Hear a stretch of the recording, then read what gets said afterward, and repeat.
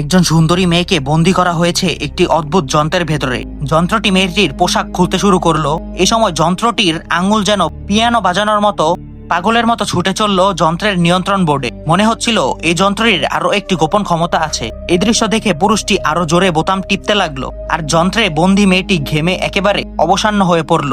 কেন এমন হলো সে নিজেই বুঝতে পারছিল না।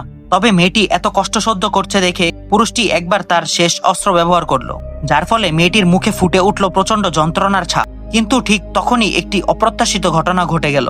যন্ত্রটি অতিরিক্ত ব্যবহার হওয়ায় হঠাৎ করে প্রচুর ধোঁয়া বের হতে শুরু করলো। মেয়েটি আরেকটি কষ্টের চিৎকার সঙ্গে সঙ্গে যন্ত্রটি আগুন ধরে গেল। এই দৃশ্য দেখে পুরুষটি রেগে গিয়ে সে একটা জামা তুলে দিয়ে বলল, এটা পরে তাড়াতাড়ি আমার কাছে আয়। মেয়েটি যখন বেরিয়ে এলো তখন সে যেন আগের চেয়েও অনেক হালকা, সব ক্লান্তি যেন কোথাও উধাও হয়ে গেছে। পুরুষটি মেয়েটিকে নিয়ে গেল এক গোপন স্থানে। ইচ্ছে ছিল তাকে চিরদিনের জন্য নিজের করে রাখবে, তবে পুরুষটি ভুল করে এমন জায়গায় ঢুকে পড়ে যেখানে সে নিজেই বের হতে পারলো না।